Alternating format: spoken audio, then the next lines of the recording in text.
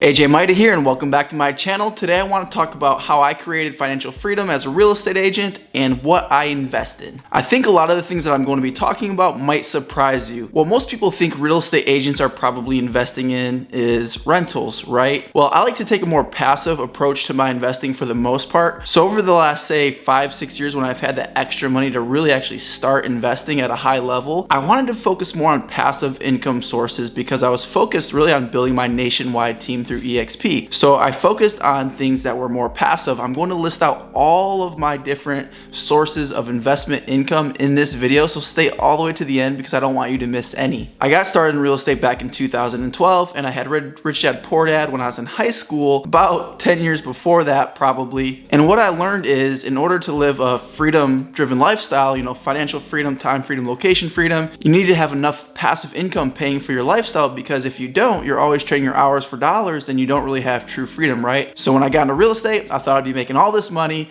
and investing in commercial real estate, multifamily, single family homes. But what I discovered was, after running a real estate team, a real estate business, and producing at a high level, being one of the top agents in North Carolina, I discovered there wasn't a lot of time and energy left over to really locate the deals, find the deals, manage the deals. And what I also discovered, even though I was a top producing real estate agent selling close to 100 homes a year, there wasn't really much money left over to invest in real estate after lifestyle inflation, right? When you make a little bit more money, maybe your cars get a little bit nicer, your houses, your clothes, that's called lifestyle creep. And while I wasn't living this extravagant lifestyle creep did play a factor.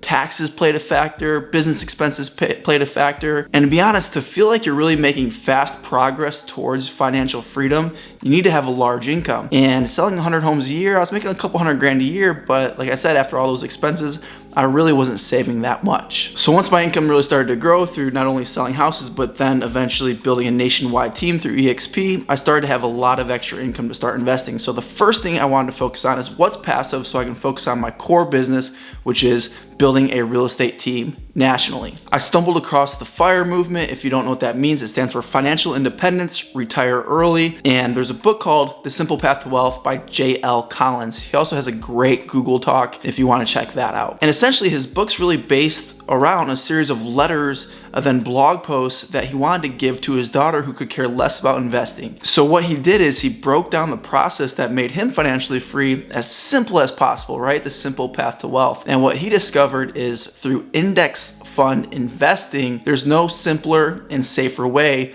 to building wealth. The basic concept of the FIRE movement and investing in index funds to accomplish it is the 4% rule. There was a study done in the late 90s called the Trinity Study.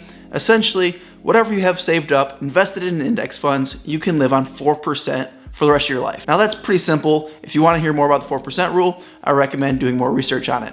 So say you wanted to live on $120,000 a year in retirement, you would need to save $3 million.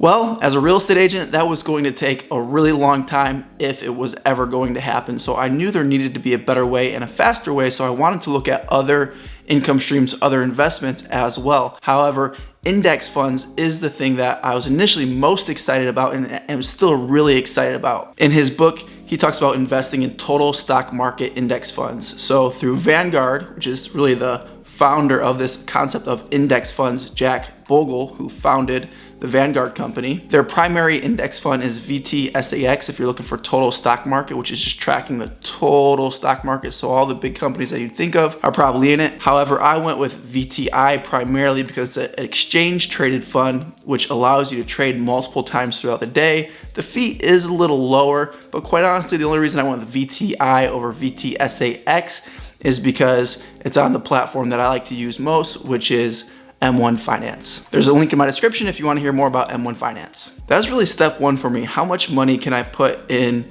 VTI and VOO, which is another exchange traded fund through Vanguard? Those are my two primary ones, with about 90% actually going in VTI. So that's the first pie of where I invest my money. My goal is to grow that big enough to where I could live comfortably using the 4% rule with just that one bucket of investments.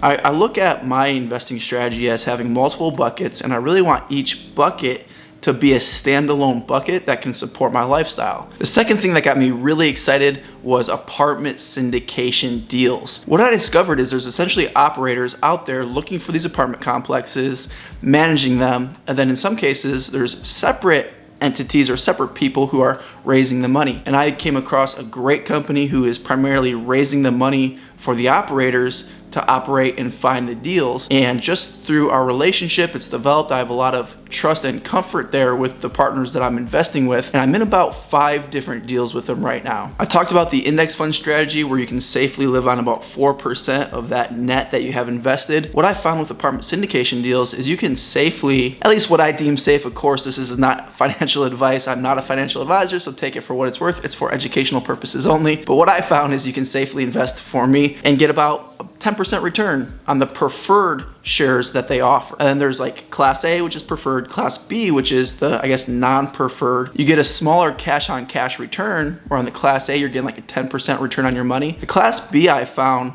range from like 7 to 8% cash on cash, but you get to participate in the upside when the asset sells. And most of these deals, they're looking to sell within 5 to 7 years after acquiring. So basically they're buying these apartment buildings and they're really like Class A assets. They're beautiful, they're in great emerging markets. They do events like pizza parties, pool parties for the tenants who live there. They're really great assets. So I'm really comfortable investing with them. I want to invest in great markets, in great assets, a place where I wouldn't mind living. I'm personally spreading my risk through the Class A shares and Class B shares and in multiple markets. So far, the first one I invested in actually just sold, and I'm able to do a 1031 exchange into the next asset. I believe the one that sold, I'll put a picture up here on the screen. I believe it was the one in Fort Mill, South Carolina. So I'll give you an example. This is right from the email.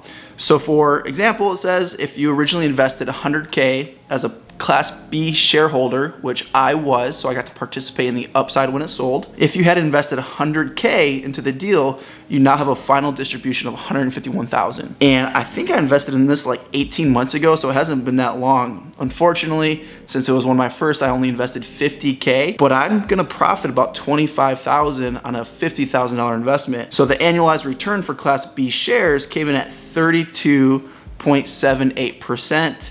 The IRR, 32.4%, and the overall equity multiple of 1.6 in the 21-month holding period. Okay, so a little bit longer than 18 months. So in 21 months, I achieved essentially a 32% return on my money. That is amazing. Oh yeah, and that one's gonna be 1031 into an asset in Charlotte that I'm really excited about. Some of the other investments I've made with them are all across the country. I have some in Colorado, some in Arizona. Most recently, the 2 that I'm excited about, a car wash chain. So a car wash chain, they're gonna take this, I think 6 to 8 car washes and kind of rebrand them. So it's a car wash chain. So not an apartment syndication, but through the same syndicators. So there's multiple asset classes they invest in. And then one that I'm really excited about just because I think it's cool is the Holiday Inn Express in Hilton Head. Hilton Head is an island in South Carolina. It's a really cool place. My wife and I used to vacation there sometimes when we lived in Charlotte. So it's just really cool to say now I'm an owner of the Holiday Inn Express in Hilton Head. Like, how cool is that, you know? I should be wearing like a cool watch or something because that's just like kind of baller. And then I got a little sidetracked with cryptocurrency, and as you know, or may not know, it's completely crashed over the last few months. NFTs I was a little bit in, those completely crashed. Fortunately, I wasn't in some of the companies like Celsius or Voyager, where they just completely locked up the funds and you can't even get your money back. I can get my money back, it's just a lot less than what I invested. Fortunately for me, I guess I didn't allocate as much as I could have, although I did have about 10% of my net worth in crypto at one point, which is okay. You know, I still feel good about my holdings for the most part. There's some that I just need to sell and get my money back, take the loss. But the other ones, more blue chip like Ethereum and Bitcoin and my NFTs, I'm just gonna be like ride or die. They're either going to zero or they're gonna go back up. So that's just gonna sit there. Crypto, I'm not interested in at all anymore, to be honest. I feel like when you're a good income earner, you're making good money from your primary job, business, invest in assets that you know, like, and trust. And of course, I don't know all that much about apartment syndications. I don't know all that much about car washes, but to me, it's more tangible, and I really trust the people I'm working with, whereas a lot of the cryptocurrencies and NFTs, I didn't even know who the creators were. I really didn't understand them at all. I just really quite honestly got caught up in all the hype around it. And who knows, maybe the people who are still investing in cryptocurrencies are just gonna absolutely kill it over the next few years. That's okay, I'm gonna let them have those wins and I hope they have them. However, I'm gonna take Warren Buffett's rule to managing money. His first rule is don't lose money. And his second rule is follow rule number 1. And with cryptocurrency, I definitely lost some money. So I'm just gonna take Warren Buffett's, arguably the #1 investor of the world, the history of all time. You might wanna call him the GOAT of investing. I'm just gonna take his advice and not lose money anymore.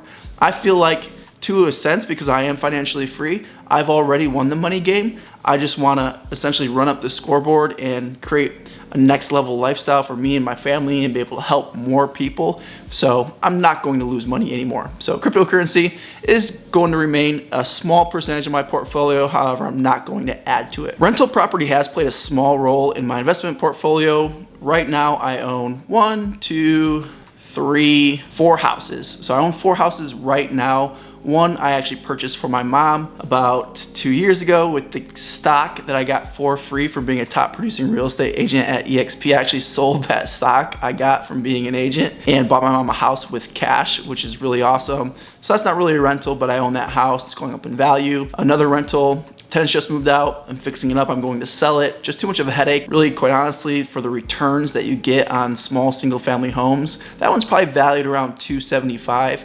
For me, it's just not worth my time, effort, or energy to continue renting out single family homes in that price range. That's just a personal decision, but it could be where you want to start. And then the other 2 I have are actually the home I'm sitting in right now. This is our vacation home in Michigan. We bought it as primarily a vacation home. However, we are going to rent it out on Airbnb as a short-term rental.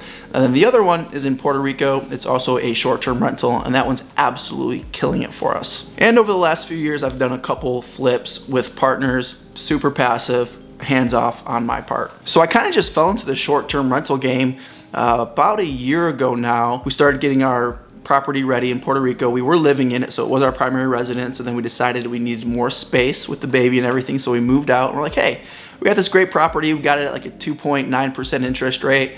It's a great emerging market, a lot of people moving here, a lot of people vacationing here. Let's see how it's going to work on short-term rentals. So we got it ready, listed it. I think our first renter moved in early January, or our first, I guess, customer on Airbnb. And it was actually really amazing. The first 4 months we had it on there, we grossed, I think, somewhere around $50,000 in 4 months. So it's been a great short-term rental for us. So we're going to keep that.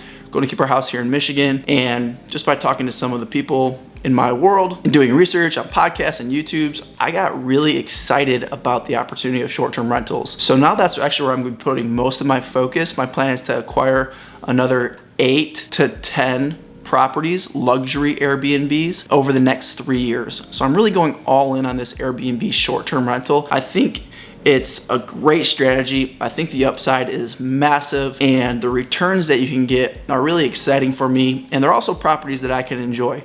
My property in Puerto Rico, it's valued right around $1 million. So it would qualify for a luxury experience. It's right by the beach. It has an ocean view, has a pool. It's a great place. My place here in Michigan, it's valued right around $850. And for this area, that would also qualify it as a luxury home. So I got my first 2 luxury short-term rentals, and I'm looking to have 10 over the next 3 years. And last but not least, the other way I'm investing my money now is through private money lending. My goal is to have a fund of about $500,000, and it's about in place at this point, and that money is just constantly going to be turned over and over and over, and I hope to grow that to over $1 million within the next 12 to 18 months that I'm constantly just lending out. I'm really just investing with my EXP partners, agents who want to partner with me at EXP, get all the benefits EXP has to offer, all the benefits of working with our team, Game Changers Nation, with all the coaching training that we do, but also now to be able to lend money to them. And the only reason I want to lend money to them specifically is because I already have a business relationship with them at EXP, and I have that high level of trust. My goal with private money lending is not to be worried about who I'm working with or having to analyze the deal to make sure that it makes so much sense. Just like with the apartment syndication deals that I do, I trust the people I'm investing with. And with this first private money loan that I just made this week, I fully trust my guy Grant, who I lent the money to. He does like 100 flips a year, buys more homes than that. They're wholesaling, they're buying rentals. Like, he's got it going on. So my comfort level with Grant is very high. I've known him about 10 years. He's a partner with me here at EXP, has been for about 5 years. So because of that trust, I lent the money based on our relationship, not based on the property.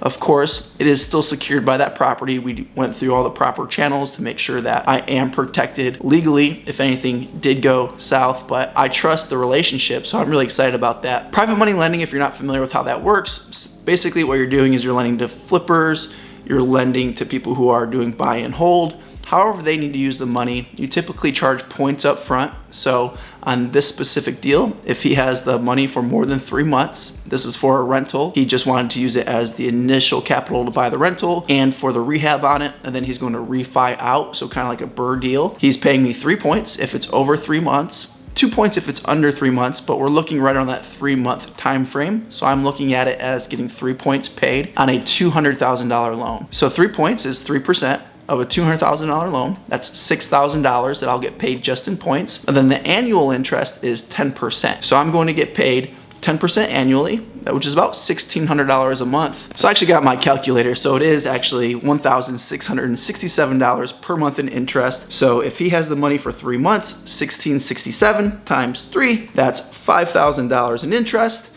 Plus the points, that's another $6,000. So essentially for lending out $200,000 secured by real estate, then I'll profit about $11,000 over a 3-month period, which is really great because I just joined a new mastermind and that pays for the yearly fee for that mastermind. So those are the ways I'm investing. I added it up the other day because I actually track my net worth and that kind of stuff. And I have 12 total income streams. I'll do another video listing them all out, but I went over my investments with you so you have an idea of where that income is coming from. And then I also have some other income streams that I'll look forward to talking to in another video. Do me a huge favor, smash the like button, subscribe to my channel if you want more info on how I've been able to build my real estate career and create financial freedom as a real estate agent. We'll see you guys in the next one.